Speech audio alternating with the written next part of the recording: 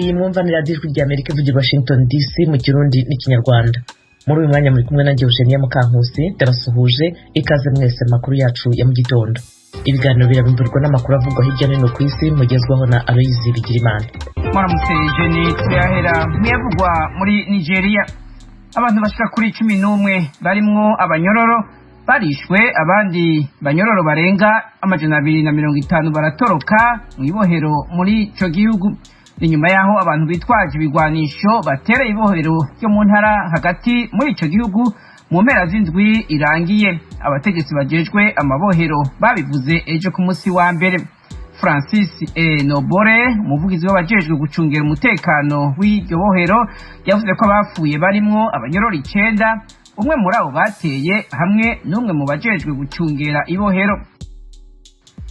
Muri Libya, leta hamwe n'ishiramwe mpuzamakungu ONU bavuga ko bafise amakenga n'ubwoba bivanye n'ivyabaye ejo ku munsi wa mbere ku majambo y'iterabwoba yatumye ibikorwa vya sentare bihagarara n'igihe umuhungu wa Muammar Gaddafi yari karitwara inyuma y'ahakuriwe ku rutonde ko bazokwitoza mu matora y'umukuru w'igihugu. Aya matora yo ku itariki 24 z'ukwezi kwa12 azoba mu gihe Libya iriko irondera ingene yova mu bihe by'ubwicanyi imazemwo imyaka 10 kuva inteko za OTAN zifashirije gukura Gaddafi ku butegetsi no kumwica mu 2011.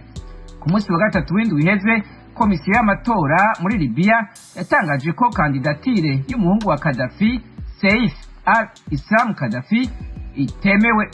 Saif al-Islam ari ku mutahe wa sentare mpuzamakungu mpanavyaha ku vyaha vyo mu ntambara imwagiriza.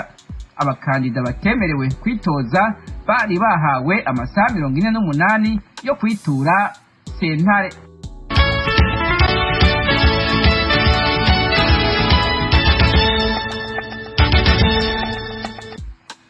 Perezida w'Ubushinwa yaremeye ejo ku munsi wa mbere guha umugabane wa Afrika incanco za COVID-19 zingana umuriyaridi, ni mu gihe Afrika ikigwana no kuronka incanco zikwiye zo gukinga uyo mugera. Mu ijambo yashikirije hakoreshejwe ubuhinga bwa video mu nama yahuje Ubushinwa na Afrika yabereye hafi y'umugwa mukuru wa Senegal, Dakar, Perezida Xi Jinping yavuze ko igihugu ciwe kigiriye ko gitanga ubwo nyene incanco imiliyoni 600. Izindi zisigaye Perezida w'Ubushinwa yavuze ko zizotangwa biciye mu yindi migambi nko gushira amafaranga mu mashirahamwe azozihingura muri Afrika.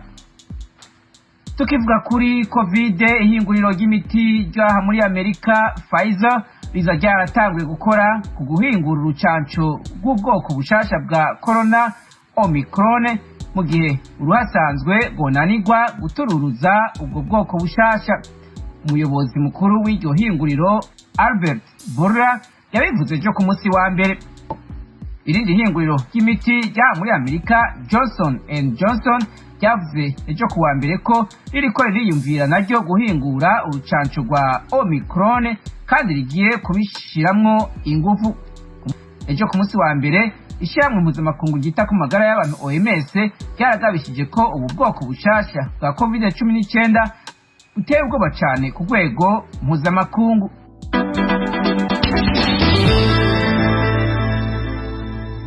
Muyavugwa mu makungu ibiganiro byo kunagura amasezerano ya nucleaire amakungu yakoranye na Iran mu 2015 byarasubiye gutangura ukuri kwamye ejo ku munsi wa mbere i Vienne muri Autrichia.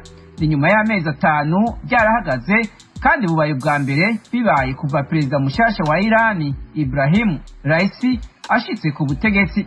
Nkuko byagenze mu nshuro 6 z'ibiganiro byabanjirije byatanguye mu kwezi kwa 4, Leta Zunze za Amerika iri muri ivyo iserukiwe n'ibihugu bya Buraya. Userukira Amerika muri ivyo biganiro Robert Malley yavuze ku munsi wa gatandatu ko mu gihe atamwumvikano woshikwa ko muri ibi biganiro bishasha Amerika izongereza ingufu mu kunaniza igihugu ca Iran.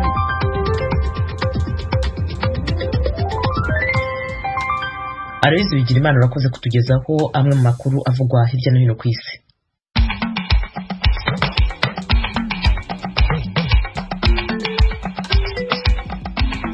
urukiko rw'ubucuruzi mu Rwanda rwari rutegetse umuryango wa nyakwigendera Assinapol Paul Rwigara kuzishyura miliyoni zisaga 349 y'umwenda ufitiye banki y'ubucuruzi ya Cogebanque.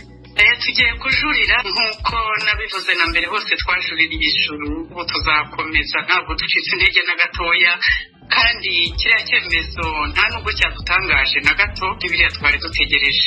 Uyu ni Adeline Rwigara, madamu wa nyakwigendera Assinapol Paul Rwigara. Mu Rwanda kandi mu murenge wa Bugarama w'akarere ka Rusizi hari abaturage bakomeje kuvuga ko bahejejwe mu gihirahiro badahabwa ibyangombwa by'ubutaka batuyeho. Naho mu Burundi komisiyo CNTB ishinzwe gukemura ibibazo by'amasambu n'indi mitungo ifite impungenge ko igihe yahawe kigiye kurangira itararangiza gutunganya inshingano yahawe mu myaka 15 ishize. Ibisobanuro birambuye kuri izi nkuru hamwe n'izindi radio yanyu yabateguriye ni mu mwanya ntimujye kure.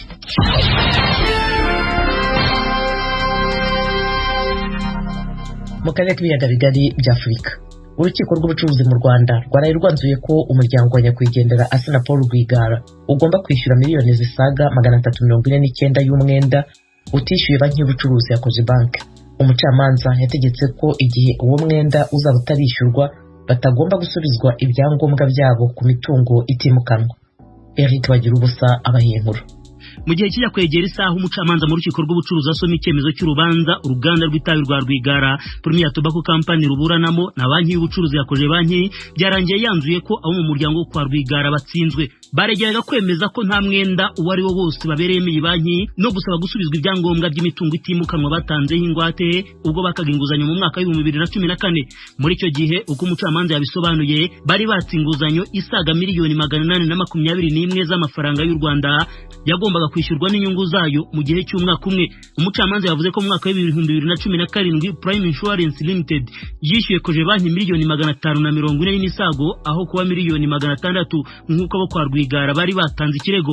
Gusa nyuma Prime Insurance yatanze ikirego mu rubanza rwiswe rw'akarengane isubirisha mu rubanza. Urukiko rw'ubucuruzi ruvuga ko mu 2020 Cogebanque yategetswe gusubiza Prime Insurance miliyoni zisaga 349 bivuze ko hagumyemo umwenda kwa Rwigara bari babereyemo iyo banki. N'urubanza uruganda PTC ruvuga ko rutabayemo umuburanyi bityo ko nta shingiro rwagombye guhabwa. Cogebanque ivuga ko uruganda rwa Rwigara hari rwo PTC rwemera amasezerano y'inguzanyo bahawe n'iyi banki, ikavuga ko ikirego cyabo nta shingiro gifite. Urukiko rw'ubucuruzi ruvuga ko kuba urukiko rw'ubujurire rwarategetse Cogebanque gusubiza miliyoni zirenga 349 kandi ayo mafaranga yari mu yishyuriwe PTC nk'umwenda yari yibereyemo, bivuze ko uruganda PTC rugifite inshingano zo kwishyura uwo mwenda. Urukiko ruvuga ko bikimara kuba nta kindi Cogebanque yari bukore uretse gushyira mu bikorwa ibyemezo by'inkiko yarangiza nayo igahindukira na PTC iyishyuza umwenda wayo. Kucyo kuba uruganda rwa Rwigara rutarabaye umuburanyi mu rubanza rw'akarengane, umucamanza akomeza gushimangira ko bitayikuraho inshingano zo kwishyura umwenda. Ku kijyanye n'inyungu z'ubukererwe kuri uyu mwenda, umucamanza asingiye ku zindi manza zaciwe yavuze ko kuva Cogebanque yaremererwaga kwishyuza umwenda wayo mu 2020 nta cyayibujije kujya kuwishyuza mu bwumvikane. Yavuze ko ahubwo iyi banki mu minsi ishize aribwo yashatse gukoresha uburenganzira bwayo bwo kugurisha mu cyamunara imitungo yo kwa Rwigara yatanzweho ingwate. Yavuze ko ikijyanye n'ibihombo iyi banki yaba yarahuye nabyo igomba kubyirengeraho kwishyuza inyungu z'umurengera ku burangare bwayo.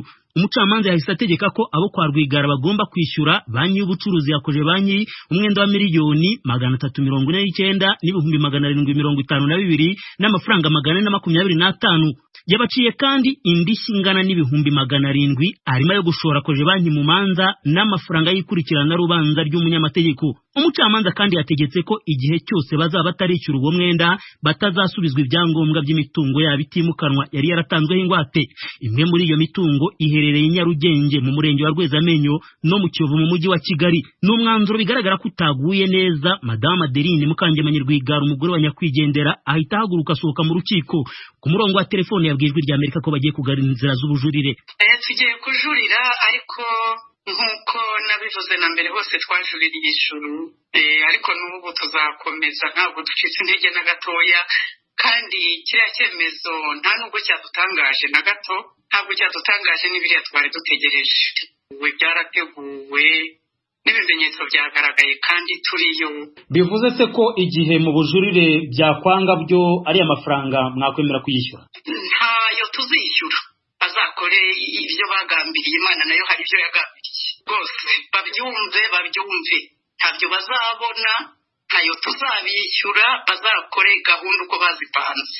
Icyakora mu cyemezo cy'umucamanza ntaho yigeze asobanura niba koje banki yemerewe kugurisha mu cyamunara imitungo yo kwa Rwigara. Ni mu gihe mu minsi ishize yari yaratangiye gushaka kugurisha imwe muri yo. Nkibutsa ko mu 2018 aribwo imashini z'uruganda n'itabi byo kwa Rwigara byarangije gutezwa mu cyamunara.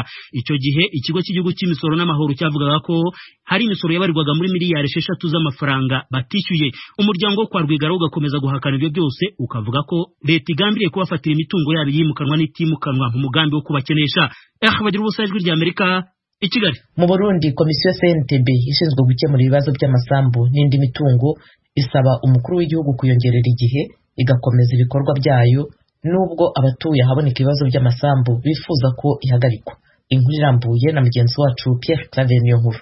Umugwi CNTB, Commission Nationale des Terres et Très Bien, ujero gutatura amatati y'amatongo n'andi matungo watangaje ko usigaranye akazi kenshi udashobora kurangiza mu kiringo gito usigaranye.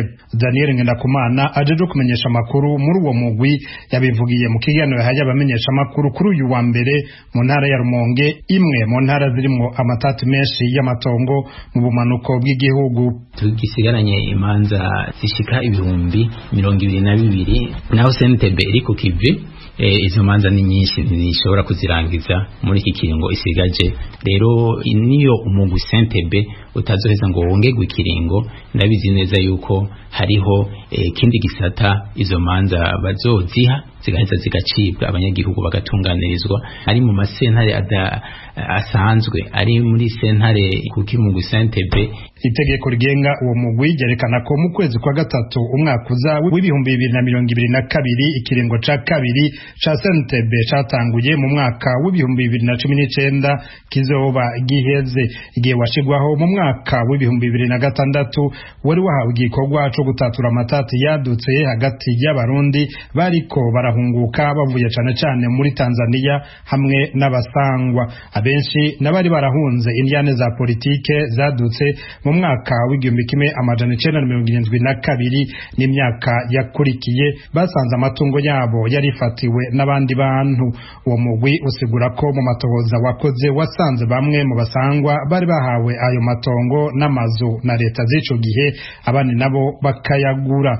Ico bikoze bamwe mu banyagihugu bo mu ntara ya Makamba ihana urubibe na Tanzania ikabamwo amatati menshi bemereye ijwi ry'Amerika ko bababajwe nuko uwo mugwi utashize mu ngiro icifuzo cabo co kubagaburiramo kubiri itongo rimwe rigasangirwa n'abasangwa hamwe n'abahungutse mu ntumbero yo kubana neza. Nakozewe nari insigaranye kandi twaragaburanye tukaringaniza, agomba kukagira agomba kukanyaka. Nanze nkaca mbona yuko atahantu na hamwe mfise kugenda, niyo ntumasobora kwihereza ibarabara nkavuga ati niburi nuko nopfuma mbona napfuye hako nza kugwa hehe, hako nguma nangara. Kuva ku muyobozi no kumugoma kuzana ngaha mu kazira abageni hose nza tuza twamaze kubibona yuko hagiye kuvyuka akajagari, kandi intambara y'amatongo ndabona ko igiye kuvyuka kuvana n'uwo mugwi nyene bavuga ngo hauza gushikiriza mara ugasanga twebwe ukamenga turanyazwe.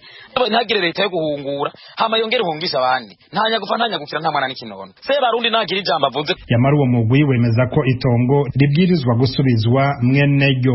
Mu bice byinshi by'igihugu abasangwa barasowe mu matongo baba bamazemwo imyaka irenga 200, abahungutse nabo bakayahabwa.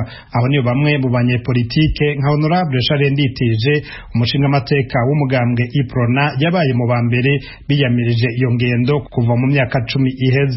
Kuri mikro y'ijwi ry'Amerika uwo ubu atavuga rumwe na leta avuga ko uwo mugwi CNTB udakwiye kongerwa ikiringo kiretse bahinduye itegeko riwugenga n'abawugize ntibatamika ibyo bakora. Ntacu wamariye abarundi kuko hakubatatura warabateranije igihe cyose yagomba kwegurira amatongo canke amatungo abahungutse abasangwa bakaburiramwo byose, ugasanga rero bizanye akaguma mu gihugu, hakuzana ituze mu gihugu, kamenga umusangwa ni nyakwangazwa. Umuvugizi wo mugwi wewe siko abibona. Daniel Ngendakumana amenyesha ko nyabuna uwo mugwi CNTB ahubwo washize imbere gusubiza ivyabo abari barabinyazwe, yamara akavuga ko intambamyi zitabuze. Iyo umuntu yitwariye umuntu hanyuma uwo yitwariye ntaze ntiduza ngo twumvirize urubanza, urumva nivyo ukunda ko twumviriza umuntu. Kigira kabiri n'abantu tuba twaraheje kumviriza abitwariwe ntibaheza ngo baze gutora ingingo. Kirazira yuko urubanza rushira mu ngiro bose bataratora ingingo kandi babigira nkana. Umugwi CNTB wiha amanota meza mu kiringo rumaze uri kurakora kuko kubw'abawurongoye mu myaka 15 iheze ushizweho wakiriye ibirego birenga ibihumbi 60, ibice birenga 70 vyayo matati akaba yaratatuwe. Ku rundi ruhande ariko abandi babona ko uwo mugwi waje gutunganiriza ubwoko bumwe bwiganjemo abahutu bari barahunze ari benshi muri izo ntoreka zahitiye mu Burundi. Pierre Claver Niyonkuru, Kigali, ku bw'Ijwi ry'Amerika. Dusubiye mu Rwanda, mu murenge wa Bugarama mu karere ka Rusizi hari abaturage bakomeje guhezwa mu gihirahiro cyo kudahabwa ibyangombwa by'ubutaka batuyeho. Abo bavuga ko inama zagiye zikorwa zigamije gukemura icyo kibazo kugeza ubu nta musaruro ziratanga, bikomeje kubadindiza mu iterambere. Umunyamakuru wacu Temistokere Mutijima yaganiriye nabo maze adutegurira inkuru. Ni ikibazo gihuriweho n'imiryango irenga ibihumbi 4 yo mu tugari twa Ryankana na Pera twombi two muri uyu murenge wa Bugarama. Gifite imizi mu mwaka wa 2009 ubwo hatangiraga ibikorwa byo kubarura no gutanga ibyangombwa by'ubutaka mu Rwanda. Abo bavuga ko ku ikubitiro bahawe nomero ziranga ubutaka bwabo ariko byagera mu gutanga ibyangombwa bakibura. Mu gusaba ibisobanuro babwiwe ko ubutaka batuye hari ubwa Minisiteri y'Ubuhinzi n'Ubworozi Minagiri. Ni kenshi ibyemezo by'ubutaka bayiburiye igisubizo kandi abaturage bicara babaza icyo kibazo. Ese kuki tutagira ibyemezo kandi ahandi babifite? Akabwira ko hano ari kwa Munagiri. Ese Munagiri acumbikiye abaturage? Ese azaha ibyangombwa? Ese azabimura abatuze handi? Minagiri tuzi ko ari leta. Ubwo rero ubutaka bwabaye ubwa leta twe mu buryo tutazi. Na nubisa tubutuyeho bavuga ko ari ubwa leta ariko twe twari tuzi ko ari ubwacu. Abasaza bacu aribo bagiye bavugura basogokuru bagareza ba data n'ubungu tukaba tubutuyeho guca. Ubutaka abaturage bavuga buri mu byiciro bibiri. Hari ubwo batuyeho burimo n'amazu bigaragara ko amaze imyaka myinshi yubatswe n'ubundi bakoreraho imirimo y'ubuhinzi. Bamwe mu bagaragara nk'abakuze bagituye muri aya masambu ntibemeranya n'ingingo yo kwitirira leta ubutaka bavuga ko ari ubwabo. Bemeza ko aho hamye hatuwe kuva na mbere y'umwaka w'1962. Urugo rumwe rwabaga ruri hano, urundi ruriri zitandukanye. Ubwo ni ku mapayizana, aha ni ku rya 11, hirya ni ku rya 10. Ubwo bari batuye nyine ku mirongo nyine nk'uko za payizana zari zimeze. Jangane ni baravuye ntabwo ndumva vuye handi. Ubundi angaha hamye hatuwe kuva kera. Yitwa ndagwa bari kwegerane, urumva nyine byari bidu. Ndiko kwamye kubutaka nyine ari ubwacu tuburimo. Nyine ntabwo cyari muri iki. Nahaje nyine umukobwa hanga nyine hatuye. Hari hatuye abantu benshi barapfuye barashize bose n'abimukira bagiye baza badusanga. Nyine bavuga ngo ubutaka ngo n'ubwa leta kandi izi ko ubutaka ari ubw'abaturage babayeho kuva kera. Ni ikibazo cyahagurukije abategetsi mu nzego nkuru z'igihugu barimo na ba Minisitiri w'Ubuhinzi n'Ubworozi n'Ubutegetsi bw'igihugu. Ndetse mu nkuru Ijwi ry'Amerika yagikozeho mu mpera za 2019 Bwana Shyaka Anastase wategekaga Minisiteri y'Ubutegetsi bw'igihugu icyo gihe yijeje aba baturage ko ikibazo cyabo kigiye kuganirwaho bagahabwa igisubizo bitarenze ibyumweru 2. Ikiza nuko bose babona bahamaze imyaka myinshi, niba ba muturage atuye ku butaka imyaka 30 cyangwa isaga, kuba ubwo butaka butunze n'abana be bifite icyo bivuze. Tukaba rero twabasezeranyije ko inzego zigiye kubiganiraho zikareba umurongo cyahabwa, ariko tubezera ko azaba ari igisubizo kinoze kandi kinyura bariya abaturage. Ikibazo cyabo kirumvikana, tuzabikora vuba rero mu gihe kitarenze icyumweru 2. Nyamara kugezana n'ubu igisubizo cy'iki kibazo ntikiraboneka. Ibyo abaturage bavuga ko bikomeza kubadiniza mu iterambere. Bakagenda bavuga ngo bazabyigaho tugategereza tugaheba. Ari ufite agapariseri ararushye, ari ufite akubita isuka ararushye, nta byangombwa te dufite. Iyi saha ubutaka tubutunze nyine nko gutizwa. Nta muntu wafata ibihumbi 200 ngo agenda biguze muri banki atange ingwate ku butaka ngo bikunde. Gufata amazi basaba kuzana icyangombwa cy'ubutaka, no gufata amashanyarazi bisaba kubanza kuzana icyangombwa cy'ubutaka. Udafite icyangombwa cy'ubutaka nta muntu uri kugira amazi cyangwa amashanyarazi. Uwo Munagiri rero icyo tumusaba ni uko yaduha uburenganzira ku butaka abanyarwanda dutuyeho, akaduha ibyemezo by'ubutaka nk'uko abandi babifite. Bwana Ntivuguruzwa Gervais uyobora umurenge wa Bugarama nawe avuga ko kutagira ibyangombwa by'ubutaka kuri aba baturage biteje ikibazo no mu rwego rw'imitegekere. Rero urumva hari abaturage benshi benshi dufite batagira amahirwe yo kwiteza imbere no guhindura imibereho yabo biturutse ku kuvuga ubutaka butabanditseho. Kandi uretse n'ibyo hari n'imanza rimwe na rimwe tunakira, bibaho ko abantu bagirana imanza ugasanga biragorana kumvikana kuri ubwo butaka mu gihe budafitiye ibyangombwa bya burundu, ndetse n'inkiko akenshi ntizinabufataho ibyemezo. Urumva rero icyo gihe n'akarengane kazamo ko twakabaye duha ubutabera ntitumuhe ubutabera uko bikwiye. Ijwi rya Amerika yagerageje kubaza muri Minisiteri y'Ubuhinzi n'Ubworozi, ari nayo aba baturage bavuga ko ubutaka batuyeho bwitirirwa, ariko batubwira ko icyo kibazo cyoherejwe muri Minisiteri y'Ibidukikije. Bwana Baziru w'Imana ushinzwe itumanaho muri iyi Minisiteri y'Ibidukikije mu butumwa bwa email yatwandikiye yatubwiye ko iki kibazo Minisiteri kizi kandi irimo gukorana n'izindi nzego zacyakiriye mbere, aho hateganyijwe inama yo kukiganiraho muri iki cyumweru, abaturage bakazamenyeshwa icyavuye muri ibyo biganiro. Icyakora yirinze gutangaza igihe ibyo bizamara n'igihe abo baturage bazamenyesherezwa icyabivuyemo. Itegeko ryerekeranye n'imikoreshereze y'ubutaka mu Rwanda mu ngingo yaryo ya 18 ritomora ko icyangombwa cy'ubutaka ari cyo kimenyetso ntashidikanywaho gitanga uburenganzira k'utunze ubutaka ko ari ubwe. Ibyo bikongera impungenge z'aba baturage ko bazisanga bavanywe muri ubu butaka batuyemo bunabatungiye imiryango bitewe n'uko batabuherwa ibyangombwa. Temistokle Mutijima, Ijwi rya Amerika mu burengerazuba bw'u Rwanda.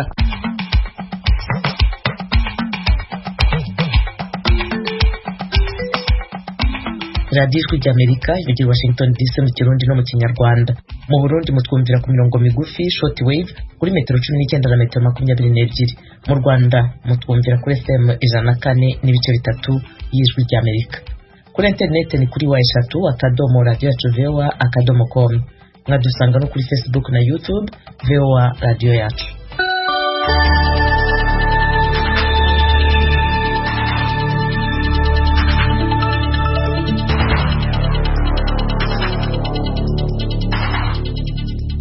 Mu Rwanda Minisiteri y'Ubuzima ejo yashyize ahagaragara urutonde rw'ibihugu 9 abagenzi biturutsemo bagomba guhita bajya mu kato k'iminsi 7. Ibihugu byagaragayemo ubwoko bushya bwa virusi yihinduranyije itera COVID-19 yiswe Omicron. Ingendo za Rwanda Air muri ibyo bihugu zarahagaritswe. Asumta Kaboyi akomeza inkuru. Ibyo bihugu ni Botswana, Eswatini, Lesotho, Malawi, Mozambique, Namibia, Afrika y'Epfo, Zambia na Zimbabwe. Ni icyemezo cyafashwe n'inama idasanzwe y'abaminisitiri yateranye kuri iki cyumweru isaba Minisiteri y'Ubuzima gusohora urutonde rw'ibyo bihugu. Muri iyi nama kandi ni naho hafatiwemo icyemezo cy'uko ingendo z'indege hagati y'u Rwanda n'ibi bihugu byo mu majyepfo ya Afrika zisubitswe, ndetse ko abagenzi baturutse mu bihugu byagaragayemo ubu bwoko bushya bwa COVID-19 cyangwa baherutse gukorera ingendo muri ibyo bihugu bahita bashyirwa mu kato k'iminsi 7 bakishyurira ikiguzi cya serivisi bahabwa. Umunyamabanga wa leta muri Minisiteri y'Ubuzima Dr. Mpunga Tarsisi asobanura ko batangiye gukurikirana bakoze ingendo muri ibyo bihugu mbere y'uko iki cyemezo gifatwa. Twadebayezenze abantu ko baba baretse ku travelinga kubera iyi virusi, cyane cyane Rwanda yakoraga ingendo muri bihugu birimo iyi virusi yazihagaritse kugira ngo tubanze turebe aho bigana. Hari baba baraje mbere y'uko iki cyemezo gifatwa, byo biragenda bite? Abantu bakwizera gute ko bo nta kibazo bateza? Abantu baje twe turofite liste yabo na contact zabo, no turakorana na timu zishinzwe surveillance kugira ngo tubakurikirane tunabapime turebe ko ari bazima n'abakwandura turebe ko twafasha nabo bahuye nabo tubafasha hakiri kare. Minisiteri y'Ubuzima natangaje ko abandi bagenzi binjira mu gihugu bazajya bajya mu kato k'umunsi umwe muri hoteli zabigenewe bakabanza gukorerwa ibipimo cya COVID-19 biyishyuriye. Iki cyemezo gifashwe nyuma y'aho abagenzi bari basigaye bagera ku kibuga cy'indege bagapima COVID-19 bamara guhabwa igisubizo bagahita bajya mu ngo zabo. Ku basanzwe bakora ingendo hanze y'igihugu, icyemezo cyo kongera gusubira mu kato mbere yo kujya mu ngo zabo cyongeye kubasharirira. Ni ibintu bitonda, ni ibintu bikora ku mutwe w'umuntu, ku bwonko bw'umuntu. Iyo uvuye mu ndege ku kibuga cy'indege ukajya muri bisi kujyana muri hoteli, mwifata nk'abakiri mu ndege, abakiri mu rugendo rutararangira kugeza igihe ibisubizo bibonekeye. Ni nk'urugendo rutararangira. Birakomeye ariko bikozwe buri wese yabyishyiramo akumva ko byafasha kugira ngo icyo kibazo kigabanyuke noneho turasubire mu buzima busanzwe. Kugeza ubu hari urutonde rwa hoteli zigera kuri 17 zatoranijwe abagenzi bajyamo mu gihe bagitegereje ibisubizo. Izo hoteli iyishyura menshi isaba $200 ku ijoro rimwe, ni ukuvuga asaga $200 mu mafaranga y'u Rwanda, ndetse $40 kuyishyura make bihwanye n'amafaranga $40 by'u Rwanda. Rwanda. Umugenzi wese unyuze ku kibuga cy'indege cya Kigali asabwa amadolari 50 yo kwipimisha COVID-19. Umuryango mpuzamahanga ushinzwe ubuzima OMS washyize Omicron ku rutonde rwa virusi ziteye inkeke. Minisiteri y'ubuzima igasaba abanyarwanda ko bakomeza kwirinda kuko iyi virusi ibyayo bitarasobanuka neza. Virusi ko yagiye yihinduranya uko zigenda zihindagurika, iminsi zigenda ziza zikaze gusumba izibanza. None duhereye nko kuri Delta murabizi aho yategereje. Ni virusi rero dufite izo mpungenge ntabwo zabura zirahari. Ariko kugeza ubu ngubu hari amakuru menshi ataramenyekana ahagije yo kumenya uburyo yandura, uburyo yica, bihangana n'ingingo. Nabyo tukurikirana umunsi ku wundi kugira ngo tujye tugeza ku Banyarwanda ko bihagaze. Ngira ngo izo mpungenge turazifite twese, ariko ntabwo byaduca intege, twakomeza ku gahunda dufite zo kwirinda no gukingira amatugama tukareba amakuru y'ahadazaza Iyi virusi yagaragaye bwa mbere muri Botswana, nyuma iza kuboneka mu bipimo byasuzumiwe muri Afurika y'Epfo, Hong Kong, Australia, Ububiligi, Ubutaliyani, Ubwongereza, Ubudage, Denmark na Israel.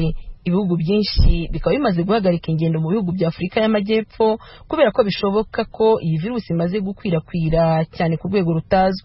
Minisiteri y'Ubuzima itangaza kandi ko guhera kuri wa kabiri abaturarwanda bafite imyaka 50 kuzamura bahawe doze 2 z'inkingo za COVID-19 bagiye gutangira guhabwa doze ya 3 mu rwego rwo kurushaho kubongerera ubwirinzi bw'umubiri. Assumpta Kaboyi, Ijwi ry'Amerika, i Kigali. Washington, Ijwi ry'Amerika.